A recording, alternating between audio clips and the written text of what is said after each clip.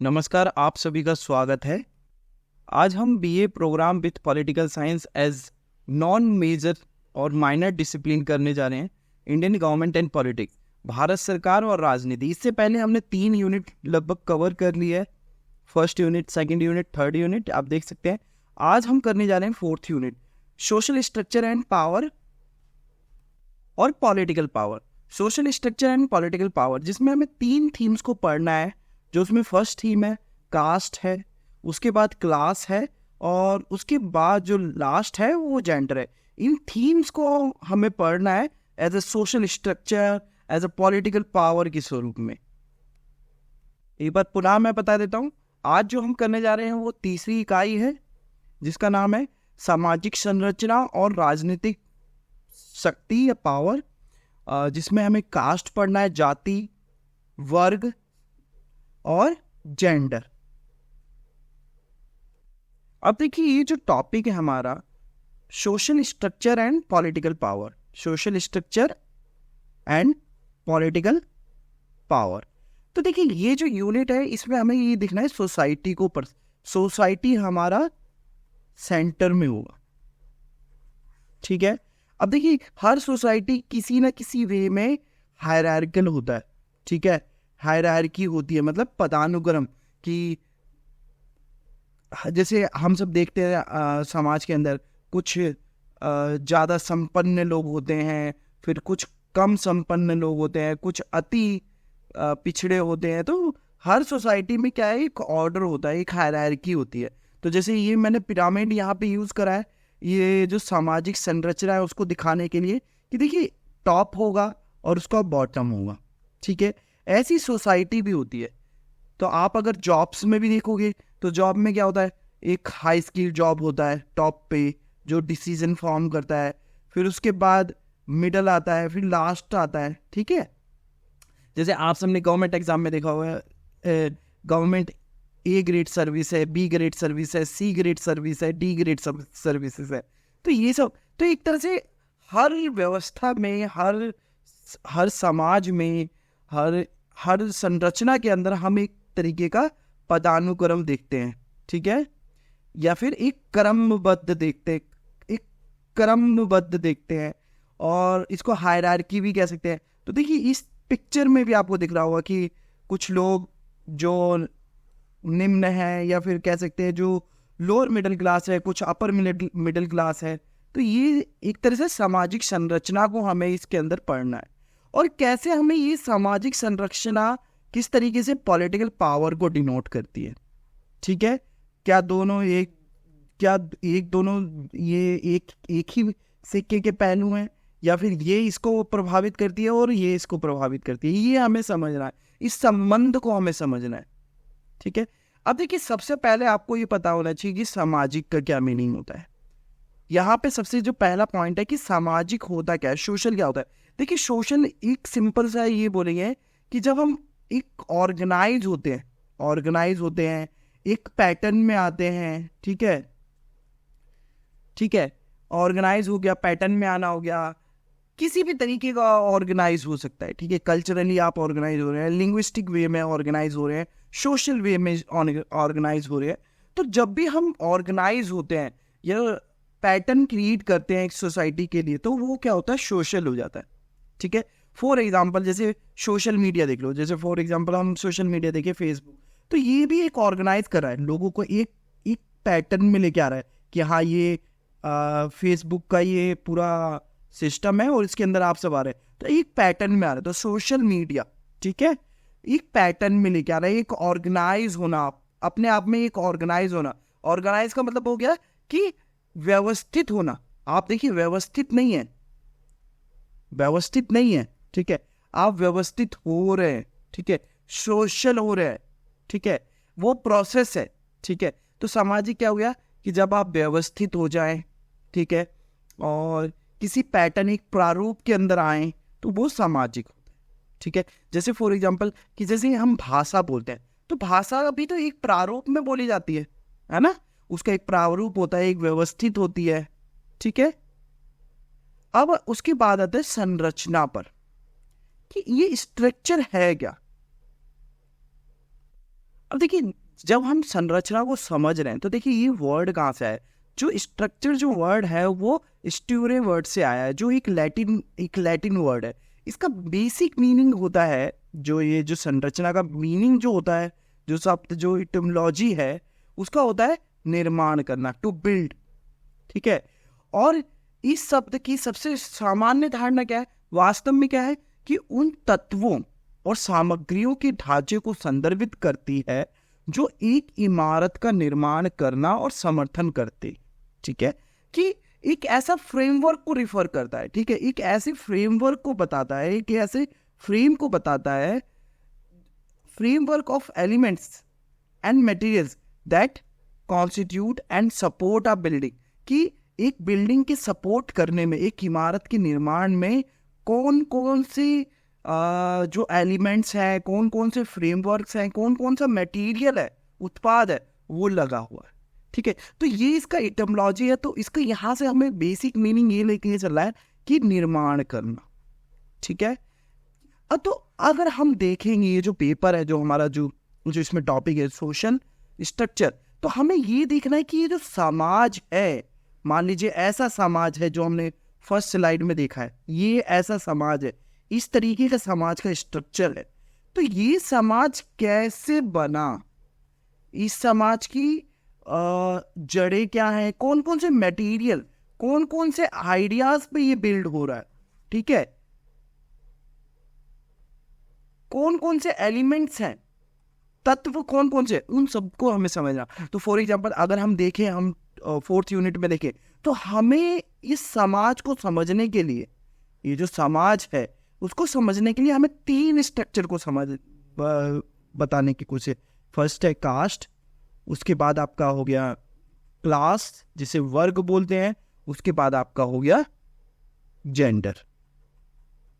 ठीक है, इन 3 एलिमेंट को समझना है। इस स्ट्रक्चर को समझने के लिए अभी देखिए और भी हो सकते हैं, आप और भी इस सोसाइटी को समझ सकते हो, जरूरी नहीं है कि इसी में ये 3, मगर अभी जो हमारा पेपर जो दिया गया है, तो हमें इन तीनों, first caste, class and third is gender, और कौन कौन से होते हैं आप लैंग्वेज के टर्म्स में देख लो।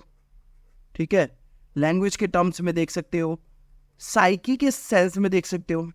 ठीक है, और भी हो गया इकोनॉमिक सेंस में भी देख सकते हो। ठीक है, और भी बहुत सारे पर्सपेक्टिव्स हो सकते हैं। ठीक है, इस स्ट्रक्चर को समझने के लिए बहुत सारे मेथड्स हो सकते हैं, बहुत सारी चीजें हो सकती हैं।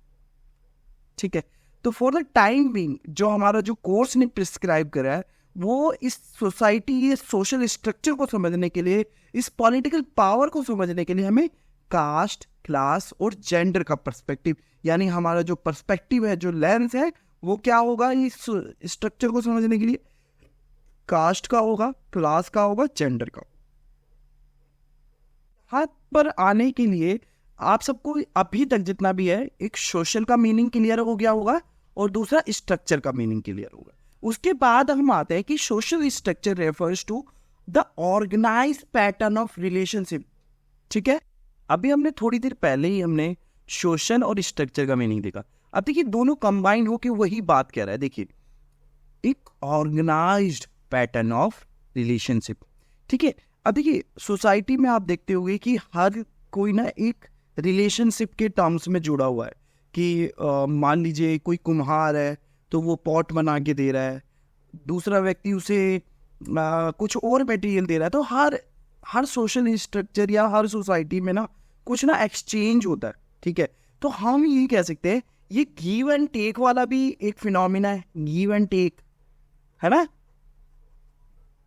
ठीक है, कि जब जो एलिमेंट्स हैं या जो एंटिटी है, जिसको हम कह सकते हैं इंडिविजुअल कह सकते हैं, ठीक है, जो इंडिविजुअल है, ठीक है,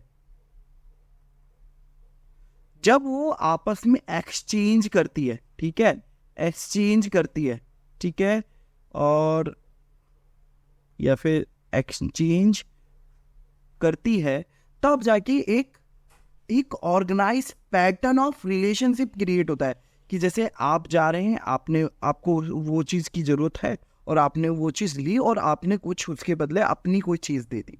तो एक क्या है, एक गिव एंड टेक, एक एक्सचेंज, हम ये भी कह सकते हैं कि एक्सचेंज चल रहा है, कि सोसाइटी बिल्ड किस पे होती है, एक्सचेंज पे होती है।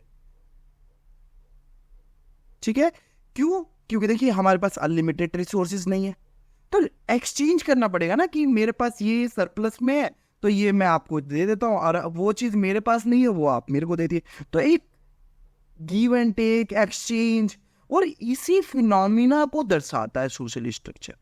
ठीक है, यही पैटर्न दिखाता है एक समाज, ये जो मैंने जो यहाँ पे जो इमेज लिया है इसी पैटर्न को दिखा रहा है। ये देखिए एक्सचेंज चल रहा है, ठीक है, इसने इससे लिया, इसने इससे लिया, तो हम क्या है आपस में इंटरकनेक्टेड है। और देखिए फिर ये किसी और से लेगा तो देखिए एक चैन बन जाएगी, आप देखेंगे तो, है ना, एक चैन से क्रिएट हो जाएगा। इसी को सोशल स्ट्रक्चर कहते हैं।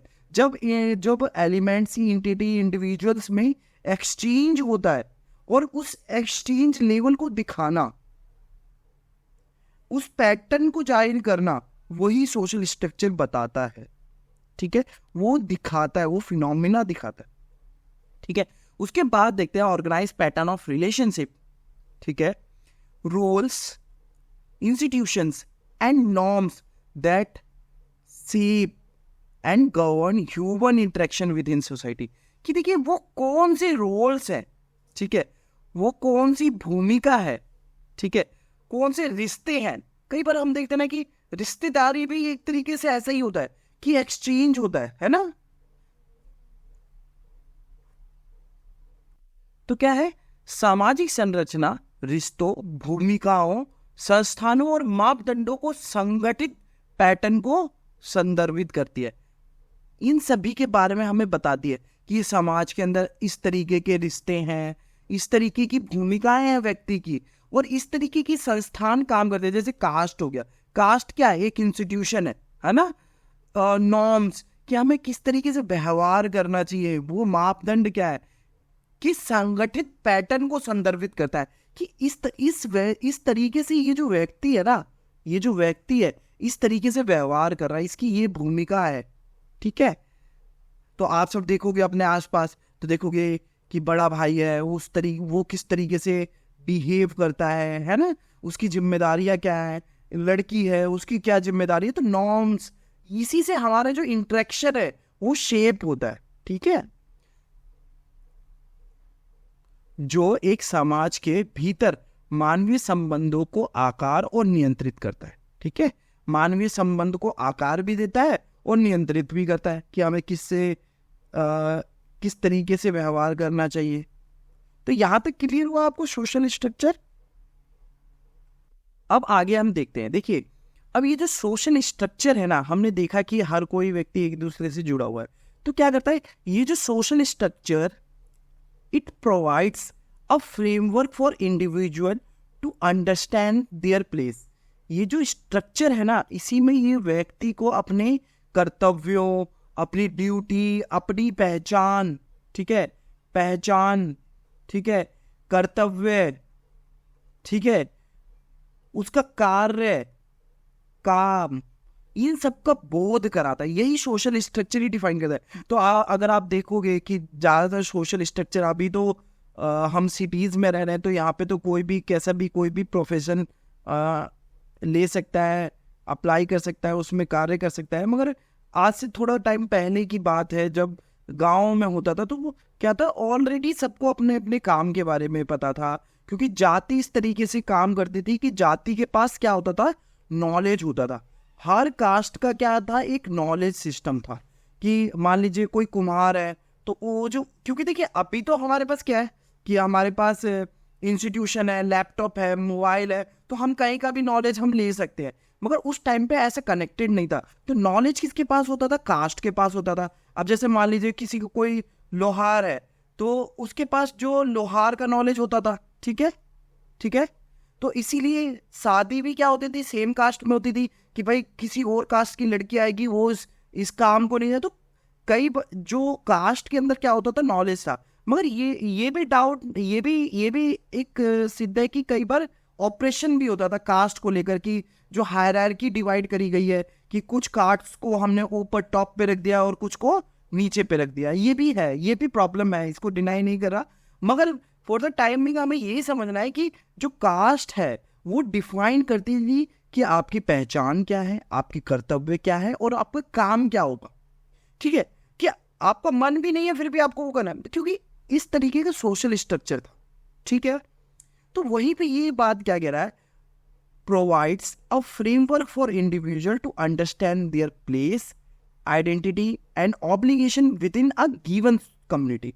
ठीक है, यह व्यक्तियों को किसी दिए गए समुदाय के भीतर उनके स्थान, पहचान और दायित्व को समझने के लिए एक रूपरेखा प्रदान, कि ये जो सोशल स्ट्रक्चर है ये बताता था कि भाई आपको करना क्या आगे लाइफ में, आपको अपना जीवन कैसे व्यतीत करना है। ठीक है, नो डाउट ये जो सोशल ऑर्डर बना, ये जो सोशल स्ट्रक्चर बना, इसमें कुछ लोग टॉप पे हैं जो एक्सप्लॉइट कर रहे हैं और कुछ लोग एकदम निम्न पे हैं, तो ये भी प्रॉब्लम है।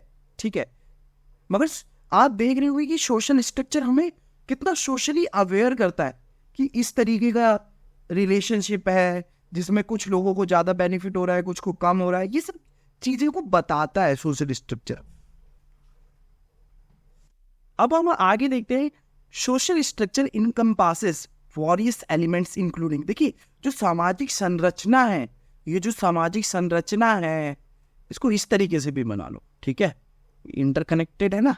सामाजिक संरचना जो है ये क्या है, इसमें विभिन्न तत्व शामिल हैं। ठीक है, विभिन्न तत्व शामिल हैं। कौन कौन से हैं जी?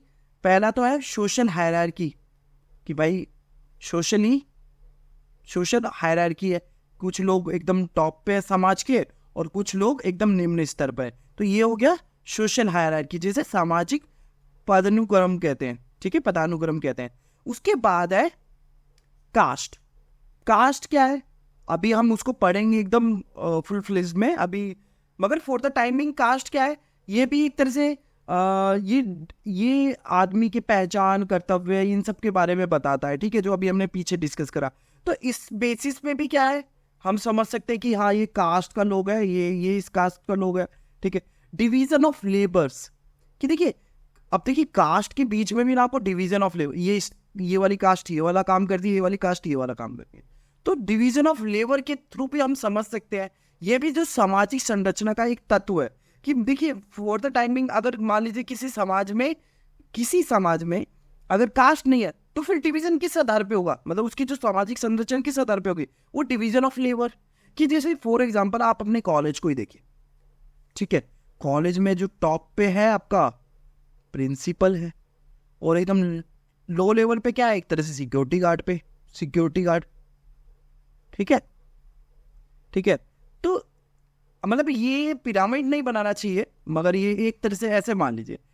ठीक है, तो क्या ये एक ऑर्डर है या नहीं, हायरार्की है या नहीं, डिवीजन ऑफ लेबर। प्रिंसिपल का काम अलग है। ठीक है, एडमिनिस्टर करना, देखना, कॉलेज को देखना। ठीक है, सिक्योरिटी गार्ड का काम क्या है कि गेट को सिक्योर करना, एक सिक्योरिटी वाला इन्वायरमेंट देना स्टूडेंट्स को। ठीक है, तो डिवीजन ऑफ लेबर है ना, वो अपना काम करेगा, ये अपना काम करेगा। तो इस बेसिस पे भी क्या है सामाजिक संरचना ये विभाजित होती है। ठीक है, इसको ये तत्व है। ठीक है, कि ये इसका काम है, ये इसका काम। उसके बाद है power dynamics and cultural norms. ठीक है, शक्ति की गतिशीलता और सांस्कृतिक मापदंड। ठीक है, मानदंड। अब देखिए जो पावर डायनेमिक्स है, मतलब ये समाज में शक्तिशाली कौन है।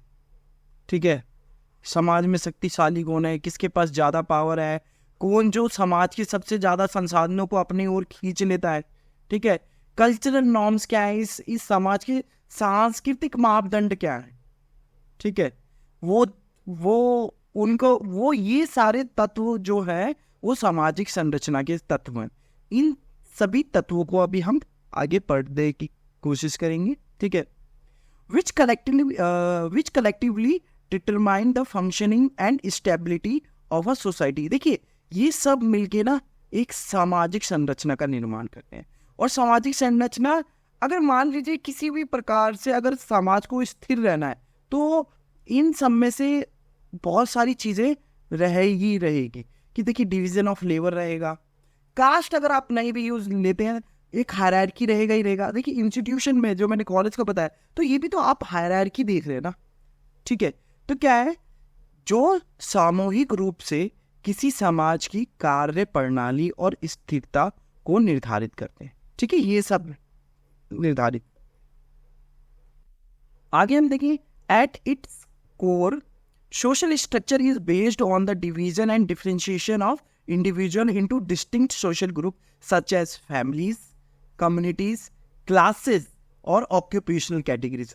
इसके मूल में सामाजिक संरचना व्यक्तियों के अलग अलग सामाजिक समूह जैसे परिवार, समुदाय, वर्ग, व्यावसायिक श्रेणियों में विभाजन और भेदभाव पर आधारित होता है। देखिए, जो सोशल स्ट्रक्चर है हम देखते रहे, हम आज का भी समाज देखें तो जैसे कास्ट को लेकर आप देखिए कि वो कास्ट को लेकर विभाजित रहता है ना, कि वो मेरी कास्ट का है या नहीं है। कई बार लैंग्वेज को लेकर कि वो मेरी भाषा का व्यक्ति है या नहीं है। फैमिलीज को लेकर कि हाँ वो मेरे लीनियज से, जो मेरा गोत्र है या फिर जो मेरी जो लीनियज से है वो व्यक्ति, या वो मेरे समुदाय से है, या वो मेरे वर्ग से है, या उसका और मेरा जो काम करने का जो श्रेणी है वो बराबर है। तो इस बेस मतलब ये सारे बेसिस होते हैं। और दूसरा क्या है, ये डिफरेंशिएशन पे काम करता है। ठीक है, social structure is based on division and differentiation of individual, कि क्या है, जो सामाजिक संरचना व्यक्तियों के अलग अलग सामाजिक समूह, ठीक है, जैसे परिवार, समुदाय, वर्ग, व्यावसायिक श्रेणियों में विभाजन और भेद पर आधारित है, भेदभाव पर आधारित। तो क्या है जो सोशल स्ट्रक्चर, क्या है, ये वाला लाइन आप इसको लिख लीजिए, विभाजन और भेदभाव पर आधारित होता है। ठीक है, अब ये देखिए भेदभाव भी ये नहीं कि नेगेटिव वाला, इधर नेगेटिव वाला भी नहीं, पॉजिटिव भी हो सकता है कि भाई किसी भी स्ट्रक्चर को अच्छे से चलाने के लिए पॉजिटिवली भी, कि हमें जैसे अभी हमने इस कॉलेज वाला लिया, भाई ठीक है, प्रिंसिपल अपना प्रिंसिपल वाला काम करे, जो सिक्योरिटी गार्ड वाला है सिक्योरिटी गार्ड वाला। ठीक है, दोनों की जॉब तो जॉब होती है, हर दोनों की रिस्पेक्ट सेम है ना। किसी का माइंड का काम है, किसी का शरीर का काम है। ठीक है, मगर अभी हमें क्या नहीं कहना है, ये जो सोशल स्ट्रक्चर होता है वो विभाजन और भेदभाव पर आधारित होता है। ठीक है, भेदभाव किसी भी सेंस में हो सकता है आपका, या फैमिली के सेंस में होगा, क्लास के सेंस में होगा, ऑक्यूपेशनल कैटेगरीज, ये जो मैंने कॉलेज वाला लिया था ये किसका था, ये ऑक्यूपेशनल कैटेगरीज वाला दिखाया था। चलो ठीक है, ये वाला क्लियर है। तो ये सब हो सकते हैं, फैमिलीज हो सकती है, कम्युनिटीज हो सकती है, क्लासेस हो सकती है, ऑक्यूपेशनल कैटेगरीज हो सकती है, इन सब पे भेदभाव पर आधारित रहता है। अब आगे देखते हैं कि देखिए दीज ग्रुप्स, अब ये जितने भी ग्रुप्स है ना, these groups forms building blocks of a society. किसी भी सोसाइटी, ये किसी भी समाज का एक निर्माण करते, खंड का निर्माण करते हैं। कैसे करते हैं कि देखिए ये जो चीजें हैं ये क्या है, ये इन्फ्लुएंस करती है। ठीक है, क्या किसके लिए इन्फ्लुएंस, पीपल्स बिहेवियर। ठीक है, व्यक्ति का व्यवहार क्या होगी, उसकी आकांक्षाएं क्या होगी, ठीक है, उसके अवसर क्या होंगे, लोगों के व्यवहार, अपेक्षाओं और अवसर को प्रभावित करती है। अब देखिए कोई मान लीजिए बीपीएल फैमिली से, ठीक है, हम बीपीएल फैमिली से, तो इसका क्या होगा कि हाँ सबसे पहले मुझे अपने आप को समृद्ध करना है, एजुकेट करना है, ये सब चीज़ें करना है। ठीक है, अपने लिए कार लेनी है, बाइक लेनी है, सब चीज़ लेनी है। ठीक है, एपीएल वाला फैमिली है ना, एक सेकेंड, एपीएल फैमिली कि हाँ ठीक है मेरे को एजुकेशन लेना है, प्लस में मुझे अब्रोड बाहर जाना है, फॉरेन कंट्री में भी पढ़ाई करनी है और अपने आप को इस्टेब्लिश करना है। ठीक है, और जो प्रिविलेज्ड है, जो एलीट क्लास है, वो क्या कहेगा कि ठीक है एजुकेशन तो हमारे पास रहती है, शुरू से ही हमारे पास एजुकेशन तो रही है, प्लस में हमें क्या करना है, इनोवेट करना है, क्रिएटिव वर्क करना है। ठीक है, तो हर कोई क्या है, हर किसी चीज़ का जो व्यवहार है, जो अपेक्षा है, वो समाज की परिस्थिति के हिसाब से, कि देखिए एक गरीब आदमी है तो उसके लिए उसकी अपेक्षा क्या है कि अपने बाल बच्चों को पढ़ा लेना। ठीक है, उनको नौकरी लग जाए, फिर वो अपना जीवन आराम से करें। और वहीं पे एक अमीर आदमी है, उसकी अपेक्षा क्या है कि अपनी प्रॉपर्टीज को और कैसे मेरे को बड़ा करना है, मेरे पास खाने पीने को तो सब चीज़ है ही है, मगर मेरे को जो मेरे फादर छोड़ के गए उस प्रॉपर्टी को और 400 गुना कैसे आगे बढ़ाना है। तो हर जो सोसाइटी का जो लेबल है, ये जो ABCD, इसमें क्या है, जो आकांक्षाएं हैं, ठीक है, जो व्यवहार है, वो उस समाज, उस परिस्थिति, मतलब जहां पे जो व्यक्ति है वहां से उसकी अपेक्षा, आकांक्षाएं और अवसर प्रभावित होते हैं। ठीक है, क्लियर हुआ? उसी के बाद क्या है, for instance social hierarchies establish a system of social stratification. देखो जो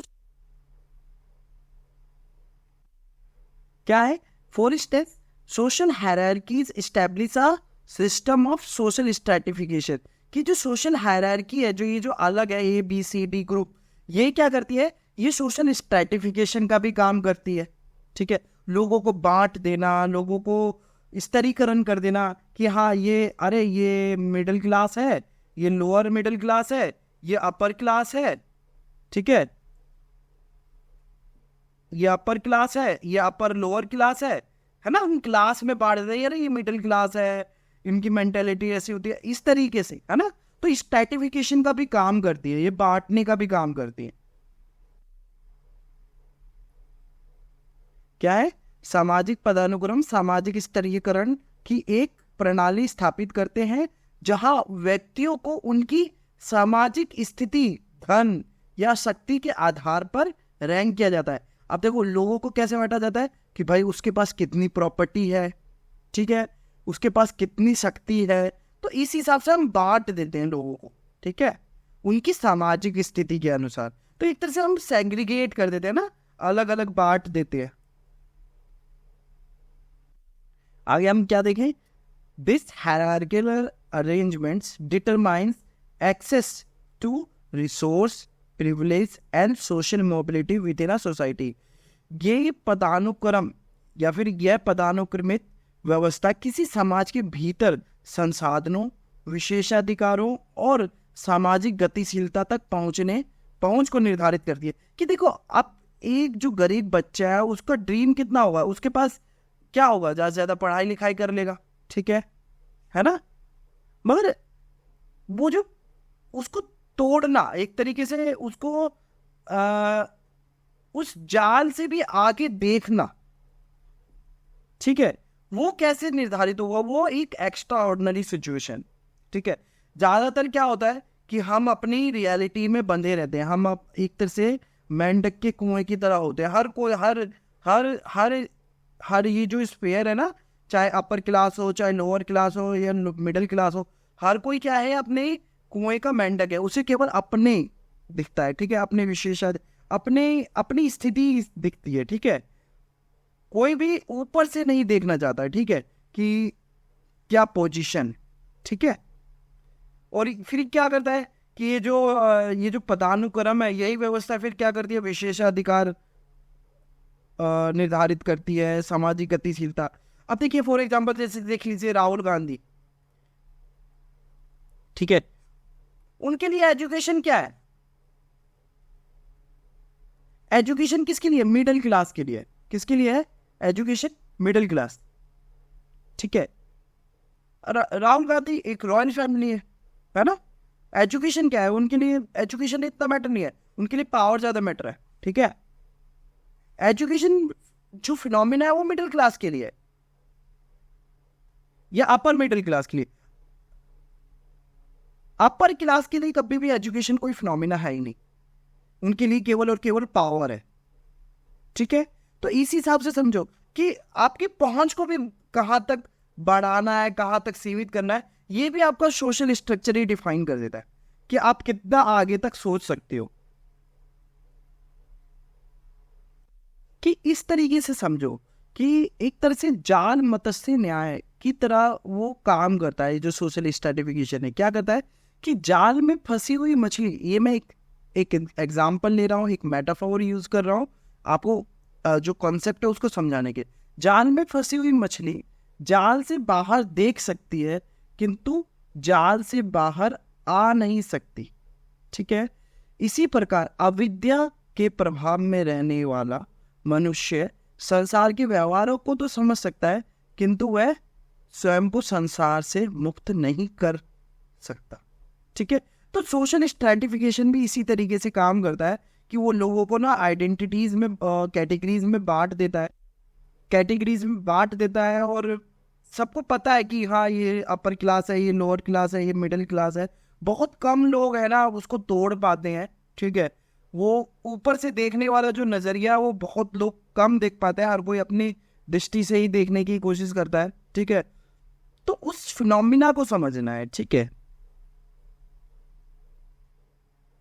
और यही जो कैटेगरीज होती है, ये जो मापदंड होते हैं, यही हमारे जो पहुंच को भी निर्धारित करते हैं कि हम कहाँ तक पहुंच सकते हैं, कहाँ तक नहीं। ठीक है, कहाँ तक हम सोच सकते हैं, कहाँ तक हम नहीं। तो इसको तोड़ना है, तो जो नॉलेज है वो यही करता है। ठीक है, नॉलेज यही करता है। यहाँ पे मैं ज्ञान की बात कर रहा हूँ। ठीक है, आप कहोगे कि सर आपने एजुकेशन की बात है, शिक्षा और ज्ञान में भी अंतर है। ठीक है, शिक्षा और ज्ञान में अंतर है। शिक्षा से आपको क्या आएगा? शिक्षा से आपको ईगो आएगा कि यू हैव एजुकेशन। ज्ञान से आपको क्या आएगा? विनय आएगा। विद्या ददाति विनयम, विनय, हम्बल। ऊपर जो हमने सोशल स्ट्रक्चर की जो एलिमेंट्स की हमने जो बात करी थी, उसी में से हम जो डिवीजन ऑफ लेबर है उसको हम करने की कोशिश कर रहे हैं यहाँ पे। कि देखिए जो डिवीजन ऑफ लेबर क्या है, division of labour is another crucial aspects of social structure. देखिए हर सोशल स्ट्रक्चर में डिवीजन ऑफ लेबर होता ही है। ठीक है, कुछ रोल्स एंड टास्क किसी पर्टिकुलर सोशल ग्रुप को ही दिया जाता है। जैसे फॉर एग्जांपल कि आप देखोगे पहले जो हिंदू सोसाइटी में जो ऑर्डर था, जो वर्णा सिस्टम था, उसमें क्या था? ब्राह्मण, क्षत्रिय, वैश्य, शूद्र। तो ये सब क्या है? ये स्ट्रेटिफिकेशन है। तो क्या है? क्या it refers to allocation of specific task and responsibility to different individual और group of groups based on their skills and ability और पोजीशन। ठीक है, तो कुछ ऐसे काम मतलब कार्यों का विभाजन कर देना जिसमें उनके पास कौशल, क्षमताएं, स्थिति के आधार स्थिति प्रस्तुत हो या उनके पास हो। ठीक है, यह विभिन्न व्यक्तियों या समूहों को उनके कौशल, क्षमताओं या स्थिति के आधार पर विशिष्ट कार्य और जिम्मेदारियों का आवंटन को संदर्भित करता है। ठीक है, तो डिवीजन ऑफ लेबर है, और आज के टाइम पे भी है। मॉडर्न सोसाइटी में भी डिवीजन ऑफ लेबर है, पहले भी था, आज भी है। ठीक है, पहले कास्ट वेस था, बर्थ वेस था, आज क्या है?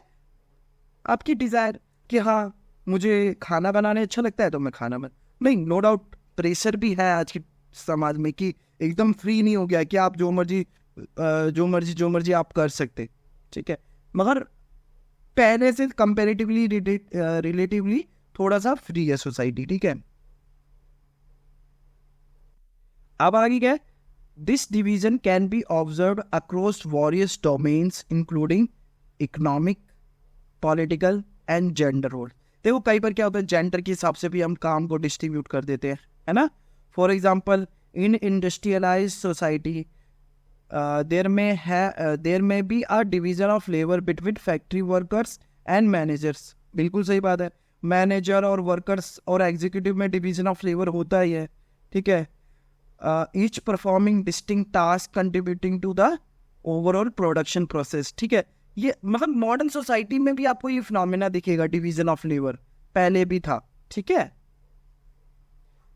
कई बार जेंडर, पॉलिटिकल, इकोनॉमिक, ये सब चीज़ों में हम देख सकते हैं ये जो डिवीजन ऑफ लेबर है। इकोनॉमिक में क्या देख सकते हैं कि देखेंगे कि जो पॉलिसीज बना रहा है उसका अलग काम है। ठीक है, पॉलिटिकल में क्या है कि एक टॉप पे लीडर है और एक जो स्मॉल, जो केवल एक कार्य करता है, वो जेंडर बेसिस सब में आपको दिखेगा डिवीजन ऑफ लेबर। ठीक है, हर फील्ड में, हर डोमेन में आपको दिखेगा। उसके बाद जो दूसरा था कास्ट। ठीक है, caste is a form of social structure that has been prevalent in various society particularly in India. देखिए जो कास्ट का जो फिनोमेना है, जो सोशल स्ट्रक्चर है ना, वो इंडिया में ज़्यादातर आपको दिखेगा, ठीक है, और इंडिया के आसपास की कंट्रियों में, उससे और कहीं नहीं। बाकी इंडिया के बाहर क्या दिखता है आपको? क्लीन दिखेगा, क्लीन, ठीक है, ये भी एक तरह से कास्ट का ही है, मगर क्लीन मतलब एक रेस हो गया, ठीक है। It is a system of social organisation characterised by hereditary division, कि ये आपके जन्म के आधार पे आपको ये डिवीज़न आपको दिख जाएगा कि हाँ आप इस कास्ट में जब जन्मे हैं, आप इस कास्ट में हैं, ठीक है।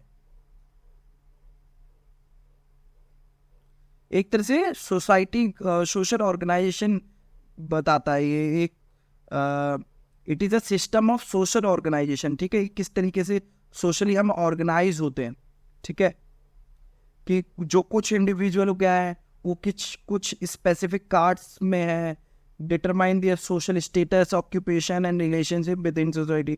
कि जैसे फॉर एग्जांपल मान लीजिए जो कुम्हार है, वो कास्ट, कुम्हार कास्ट में जन्मा है, तो उसकी जो जो सोशल स्टेटस, उसका ऑक्यूपेशन, उसके रिलेशनशिप ऑलरेडी डिटरमाइन हो जाते हैं, हो गए हैं, ठीक है।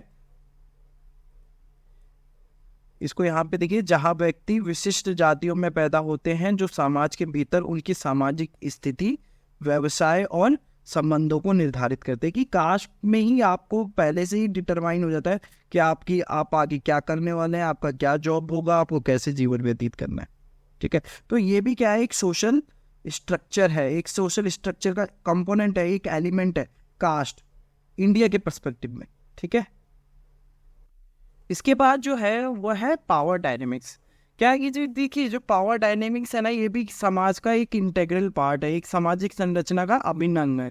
अभी करता क्या है, जो पावर डायनेमिक्स करता क्या है, ये जो जो सोसाइटी के अंदर जो डिसीजन लेने वाला जो फैसला होता है, या फिर जो इन्फ्लुएंसिंग डिसीजन मेकिंग प्रोसेस, कि कोई नीति निर्माण या फिर कोई निर्णय लेने वाले फैसला या प्रक्रिया को प्रभावित करता है। एक तरीके से रिसोर्स डिस्ट्रीब्यूशन, कि हाँ इस फॉर एग्जांपल इस सोशल ग्रुप के पास ज़्यादा पॉलिटिकल पावर है, ठीक है, तो जितने भी रिसोर्सेज हैं वो अपने ग्रुप्स के अंदर करवाएगा, सोशल कंट्रोल होगा, वो दूसरे सोशल ग्रुप पर कंट्रोल करेगा, ठीक है।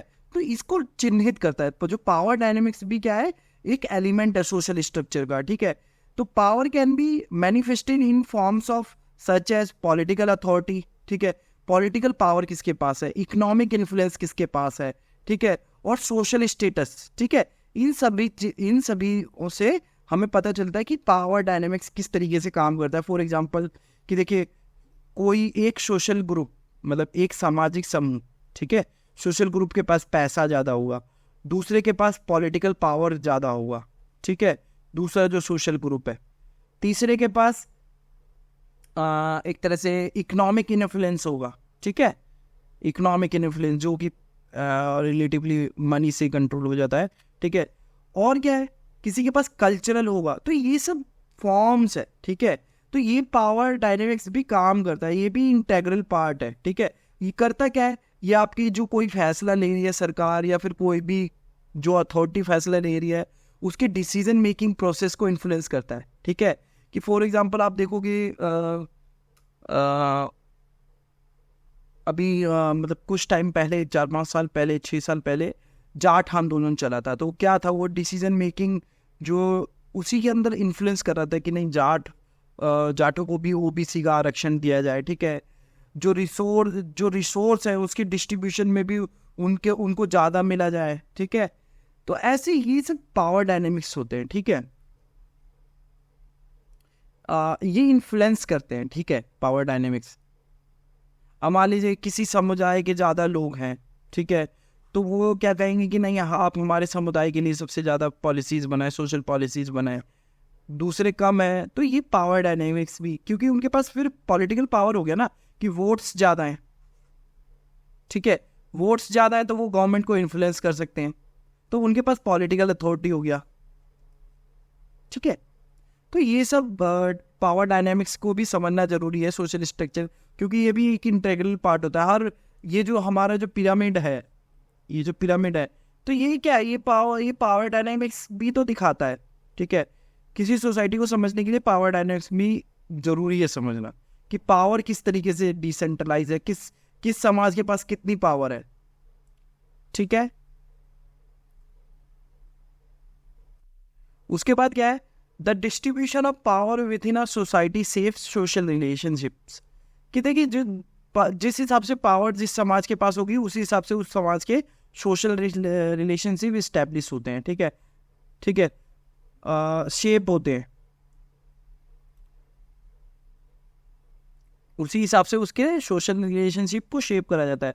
Establishes norms and rules. ठीक है, डिस्ट्रीब्यूशन ऑफ पावर क्या है, इस्टेब्लिश करते हैं नॉर्म्स एंड रूल्स। मान लीजिए कोई ए जो है वो उसके पास ज़्यादा पावर है, तो वो रूल्स और रेगुलेशंस को अपने हिसाब से वो बनाएगा, है ना। And determine who holds the ability to enforce them. कि वो ये भी डिटरमाइन करेगा कि कौन इस कार्य को करेगा, कैसे इन्फोर्स होगा। ठीक है,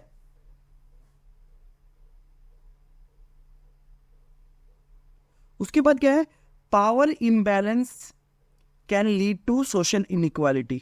ठीक है, अगर पावर इम्बैलेंस होगा, मान लीजिए किसी के पास ज़्यादा है, किसी के पास कम है, किसी के पास बिल्कुल है ही नहीं, तो ये क्या है, सोशल इनइक्वालिटी को ही दिखा रहा है ना, ऑपरेशन को दिखा रहा है। ठीक है, and marginalisation of certain groups को ही दिखा रहा है। अब फॉर एग्जांपल जैसे वर्णा सिस्टम के अंदर देख लो, जो हमारा पहले होता था वर्ण व्यवस्था, उसके अंदर ब्राह्मण को ज़्यादा पावर था। ठीक है, उसके पास क्षत्रिय के पास ज़्यादा था, जो शूद्र था उसके पास एकदम कम था, वैश्य के पास भी कम था। ठीक है, तो ये इनइक्वालिटी, तो ये बात क्या करता है, ये समझने की कि किसके पास ज़्यादा पावर है, किसके पास कम। और अगर इक्वल होगा, अगर सबके पास इक्वल होगा, तो फिर लड़ाई किस बात का। ठीक है, तो वही बात यहाँ पे बोला गया है कि पावर इम्बैलेंस, जो इम्बैलेंस है, जिसको यहाँ पे लिखा है, शक्ति असंतुलन से सामाजिक असमानताएं, उत्पीड़न और कुछ समूहों के हाशियों पर धकेला जा सकता है। ठीक है, अगर ये पावर इम्बैलेंस होगा तो। ठीक है, अब फॉर एग्जांपल इंटरनेशनल लेवल पे देखो, इसको सोशल लेवल पे अगर नहीं देखना चाहते तो इंटरनेशनल देखो, अमेरिका। ठीक है, अभी जो मर्जी जिस मर्जी देश पे अपना सैंक्शन लगा सकता है, जिस मर्जी का ट्रेड रोक सकता है ना, क्योंकि पावर इनइक्वालिटी है, वो सबसे शक्तिशाली है ना। तो सेम सोसाइटी के अंदर भी कुछ कास्ट के पास ज्यादा पावर है, तो वो दूसरे को नीचे साबित करने की कोशिश करते हैं, है ना। तो उस तरीके से समझो, तो पावर डायनेमिक्स को समझो। और वहीं पे अगर इंटरनेशनल लेवल पे सभी देशों के पास समान पावर होगी, तो अमेरिका की फिर चलेगी ही नहीं। और अमेरिका ही क्या कर रहा है, रूल्स नॉर्म्स को स्टैब्लिश कर रहा है ना, कि capitalist order is the best order, है ना। जो अमेरिका में हो रहा है वो वर्ल्ड में हो रहा है। ठीक है, तो वैसे ही कास्ट के अंदर, सोशल ग्रुप्स के अंदर भी ऐसा ही होता है। उसके बाद देखते हैं कल्चरल नॉर्म्स एंड वैल्यूज। अब देखिए, तो कल्चर है, आप देखिए जो कल्चर है, यही तो व्यक्ति को सोचने, समझने, आगे बढ़ने की बुद्धि प्रदान करता है। ठीक है, आप जिस कल्चर में हो आप उस तरीके का सोचोगे, है ना। तो क्या है, cultural norms and values are another vital component of social structure. ठीक है, अन्य महत्वपूर्ण घटक है। ठीक है, they provide a shared framework of beliefs, attitudes, behavior that guide individual and collective action। देखिए, वो क्या करता है, जो आपका जो कल्चरल नॉर्म्स एंड वैल्यूज है, मतलब सांस्कृतिक मानदंड और मूल्य, सांस्कृतिक मूल्य आपको क्या करता है, वह विश्वासों, दृष्टिकोणों और व्यवहार को एक साझा ढांचा प्रदान करता है। कि देखो, आप एक इंडिविजुअल तो हो नहीं, आप भी किसी समाज के भाग होंगे या किसी सांस्कृतिक समूह के पार्ट होंगे, जिसने आपको लैंग्वेज, क्योंकि आपको सोशल समाज नहीं तो लैंग्वेज दिया, तो आप उसी में सोचोगे। तो वही आपका जो सोच समझ, आपका व्यवहार कैसा होना चाहिए, आपका नज़रिया कैसा होना चाहिए, आपके कैसे कर्म होने चाहिए, ये सब कौन प्रदान करता है, ये सामाजिक मूल्य ही तो हमें प्रदान करता है, ये सांस्कृतिक मूल्य ही तो प्रदान करते हैं। ठीक है, तो ये भी एक इंपॉर्टेंट कंपोनेंट है सोशल स्ट्रक्चर का, कल्चरल नॉर्म्स एंड वैल्यूज। ठीक है, सांस्कृतिक मानदंड और मूल्य सामाजिक संरचना का एक अन्य महत्वपूर्ण घटक है। वह विश्वासों, दृष्टिकोणों और व्यवहार का एक साझा ढांचा प्रदान करते हैं जो व्यक्ति और सामूहिक कार्यों को मार्गदर्शन करते हैं। ठीक है, किस व्यक्ति किस तरीके से अपनी क्रियाओं को करेगा और समूह किस तरीके से अपनी क्रियाओं को करेगा, ये सामूहिक क्रियाओं में किस तरीके से भाग लेगा। उसके बाद है आगे हम देखते हैं cultural norms shape social interaction, define appropriate behaviour and reinforce social cohesion. देखिए, जो कल्चरल नॉर्म्स होते हैं, जो सांस्कृतिक मूल्य होते हैं, एक तरीके से मानदंड होते हैं, वो क्या करते हैं, व्यक्ति किस तरीके से व्यवहार करेगा समाज के अंदर। ठीक है, किस तरीके से इंटरेक्शन होगा समाज के अंदर, आप किस तरीके से व्यवहार करें और कौन सा आपका व्यवहार उचित है, एप्रोप्रिएट कौन सा व्यवहार है। ठीक है, उन सबको बोध कराता है। ठीक है, सामाजिक मानदंड सामाजिक अंतर्क्रियाओं को आकार देते हैं। ठीक है, उचित व्यवहार को परिभाषित करते हैं कि हाँ, ये हमारा सही व्यवहार है, ये कल्चरली ठीक है, ये हमारे मूल्यों से मिलता हुआ व्यवहार है। ठीक है, उचित व्यवहार को परिभाषित करते हैं और सामाजिक सामंजस्यता को सुदृढ़ करते हैं, सोशल कोहेजन, कि हम इस तरीके से समाज में रह सकते हैं। केवल आप अपने तरीके से व्यवहार नहीं, आपको सामाजिक होकर व्यवहार करना होगा, आपको कल्चर के उस नॉर्म्स के हिसाब से आपको व्यवहार करना होगा। आगे क्या है, they are often transmitted through socialisation process. अब ये देखो, जो सोशलाइजेशन है ना, ये बड़ा टर्म है। सोशलाइजेशन क्या है कि हम कोई जन्म से ही थोड़ी ना लैंग्वेज मिल जाता है, जन्म से ही हर चीज़ थोड़ी ना मिलता है। समाज हमें किस तरीके से सिखाता है, हमें किस तरीके से व्यवहार करना सिखाता है, हमारा दृष्टिकोण कैसे निर्धारित हो, ये सोशलाइजेशन प्रोसेस से ही होता है। ठीक है, तो कल्चरल नॉर्म्स भी क्या है, ये सोशलाइजेशन ही करते हैं। ठीक है, through socialisation process and can vary across different societies reflecting their unique tradition and custom and ideologies. अब देखिए, हर सोसाइटी हर समाज का एक अलग है। जैसे अमेरिका का देख लीजिए, लिबरल डेमोक्रेसी है, कैपिटलिज्म है, तो उसका एक अलग ही आउटलुक है।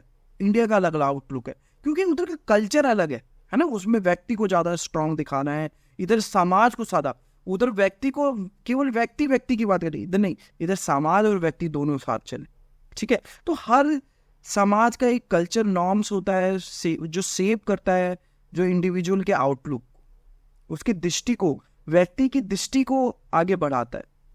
ठीक है, इसको यहाँ पे देखते हैं, वह अक्सर सामाजिकरण प्रक्रिया के माध्यम से प्रसारित होते हैं। सामाजिकरण मतलब आपके धीरे धीरे आप जैसे जैसे सोशलाइज होते रहेंगे, जैसे जैसे पढ़ते रहेंगे, वैसे वैसे आपको समाज का ज्ञान आता रहेगा।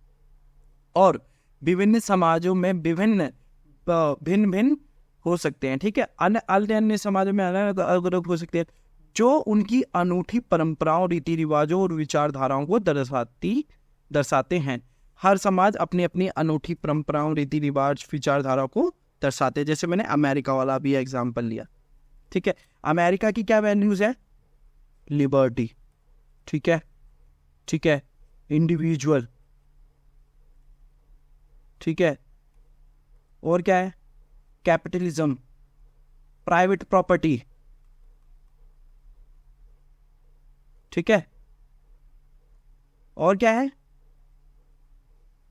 मार्केटेड। ठीक है, तो ये सब हर सोसाइटी या समाज के सांस्कृतिक, तो वहां पे आप देखोगे कि अब देखो सो थोड़ी देर के लिए कि ज़्यादातर बिलियनर्स, जो अमीर आदमी है, जो बड़ी बड़ी कंपनियों के मालिक है, सारे अमेरिकन क्यों हैं? क्योंकि वहाँ पे जो सोसाइटी है वो अलग तरीके से दिखती है। वो यहाँ पे क्यों नहीं है, अफ्रीका के कोई देश में क्यों नहीं है? अमेजोन का देखोगे, फेसबुक का देखोगे, ट्विटर का देखोगे, सब देखिए, कोई भी देखिए, क्योंकि वहाँ पे लिबर्टी को ज़्यादा फॉलो, प्राइवेट प्रॉपर्टी।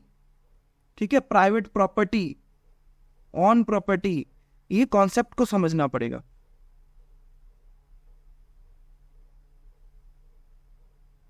और इंडिया में दोनों मिक्स्ड है। जैसे हम तो बात ही करते हैं मिक्स्ड की, ठीक है, तो आपको दिखेंगे यहाँ पे दोनों फिनोमिना दिखेगा। तो क्या है, जो उनकी अनूठी परंपराओं, रीति रिवाजों और विचारधाराओं को दर्शाते हैं, ठीक है। ये जो मूल्य है ना, ये जो सांस्कृतिक मूल्य है या मानदंड है, ये दर्शाते हैं। आगे हम देखते हैं, इसको समराइज करते हैं, इसको कंक्लूड करते हैं जल्दी से। Social structure is a dynamic and evolving concept. जो सामाजिक संरचना क्या है, एक गतिशील और विकासशील अवधारणा है, ठीक है। Influenced by historical, economic and political factors. ये जो प्रभावित किससे होता है, जो ऐतिहासिक, आर्थिक और राजनीतिक कारकों से प्रभावित होते हैं सामाजिक संरचना, ठीक है। आगे क्या है, चेंजेस इन टेक्नोलॉजी, ग्लोबलाइजेशन और shift in social norms can lead transformation in social structure. कि देखिए तकनीक में परिवर्तन, वैश्वीकरण और ये जो सामाजिक जो मानदंड है, जो सोशल नॉर्म्स है, उसमें परिवर्तन से ये जो सामाजिक संरचना है उसमें भी परिवर्तन होता है, ठीक है। वो भी रूपांतरित होता है, एक तरीके से वो भी बदल जाता है, ठीक है। और सोसाइटी के जो कार्य, जिस तरीके से पहले कार्य करती थी, फंक्शन करती थी, ऑर्गेनाइज होती थी, वो सब भी बदल जाते हैं। तो देखिए जैसे वैश्वीकरण आया तो उससे आप देखिए कि पहले का भारत के समाज जो वर्ण व्यवस्था पर आधारित था और आज का मॉडर्न देखेंगे कि हर किसी का जॉब, ऑक्यूपेशन, हर चीज़ बदल गया है ना। तो ये जो टेक्नोलॉजी में परिवर्तन आया है, ग्लोबलाइजेशन आया है, सोशल नॉर्म्स चेंज हुए हैं। अब लोगों का जो मुख है वो बाहर की तरफ देखने हुआ है कि अब वो क्या देख रहे हैं कि वसुदेव कुटुंबकम, है ना, कि पूरा विश्व क्या है, एक फैमिली है, वसुदेव कुटुंबकम की आउटलुक चेंज हुआ है। सोशल स्ट्रक्चर फिर अपने आप ही चेंज हो जाएगा।